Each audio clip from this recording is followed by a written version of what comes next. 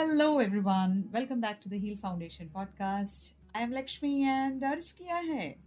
Your mind is a garden, your thoughts are seeds. You can choose to grow in it flowers or weeds. And I'll tell you exactly why we're talking about the seeds and the weeds in some time, but I'm pretty sure you all brushed your teeth this morning. You bathed, you wiped your body clean, you've worn clean dresses, you've also ate in good, clean, washed vessels, and I think your vehicles are also pretty spick and span. And if there are teachers listening today, you pretty much clean your blackboards every day after every class. And those of you sitting on your laptops right now, I needn't tell you what a delight the refresh button and the delete button gives you. So, yeah, you guys must have guessed by now that cleaning is the topic today. But not the cleaning of the visibles like the kapda, bartan, gadi, khana, nahana, dona. We are talking about the cleaning of the invisible part of our lives, the mind and the emotions. Haven't we all wondered sometime if we had a refresh button for the mind or a control A and delete to empty it all sometimes? So today's podcast is to help you about the what, when, why, and how we should do a deep mental cleaning. Okay, so clean the mind. But what exactly in the mind to clean? Any guesses? It's our thoughts. 60,000 is the average number of thoughts a human has per day.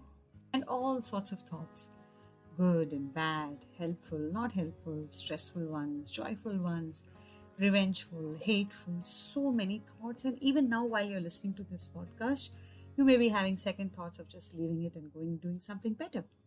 But please don't do that and bear with me for another few minutes.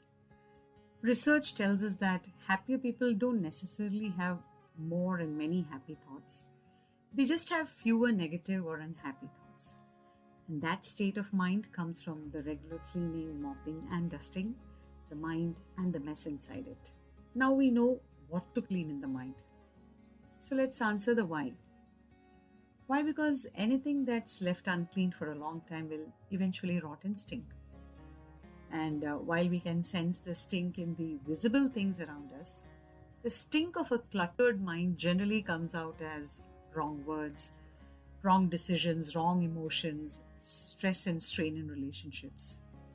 So, the answer to the why is to remove the daily accumulated anxiety and emotions, to feel light and bright, and to make better and logical decisions.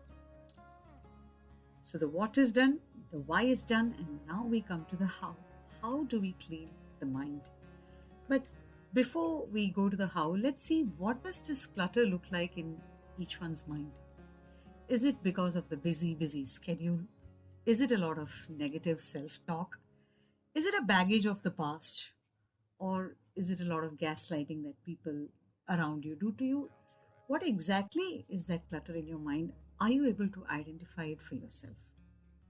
Look, I wouldn't say it's an easy process, this cleaning of the mind, but once we are convinced about it, it's an everyday practice. And just like we have our own tools to clean our homes, our body, and we have these cleansing liquids and all, we also have tools to clean, wipe, mop, and sparkle our minds. So let's look into the mind cleaning tools, especially from Heal Foundation. Tool number 1, mindfulness. So let's understand that a little more. So most of the time, our minds are filled with things that have either happened in the past or are about to happen in the future. All this rona dhuna in everyone's life is a stress about the past or the future, but never about what is happening today or in the present.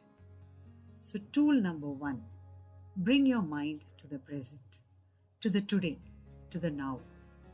Think about what can be done today or what is important today or what you have today rather than thinking about what you don't have or what has happened in the past or what will happen in the future.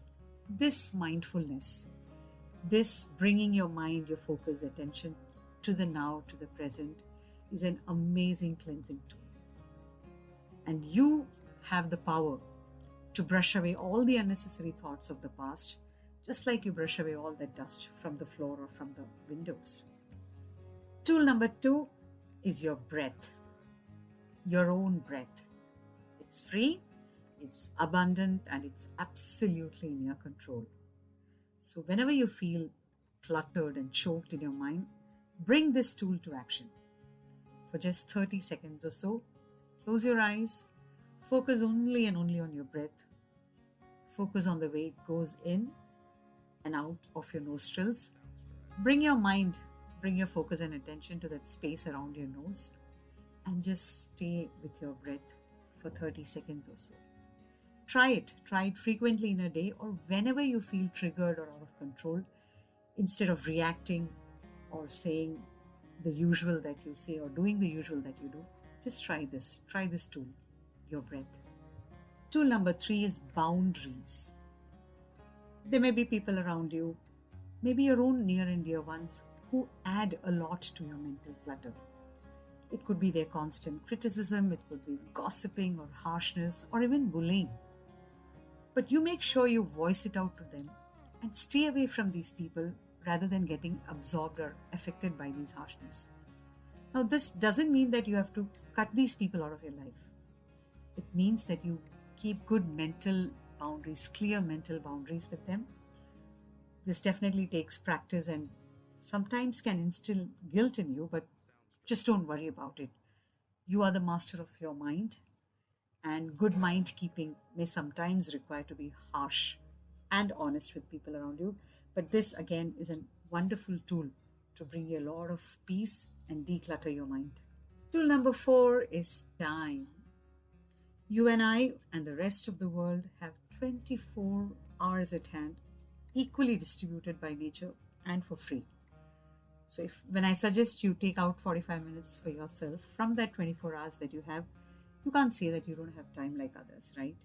You do have time. Anything, music, walking, workout, jogging, art, cooking, writing, playing, sudoku, puzzles, or just lying down doing nothing at all. Do whatever for yourself, 45 minutes a day, that brings peace to your mind. Do it every day and see the wonder that happens, see the decluttering that happens, see the magic that it brings to you.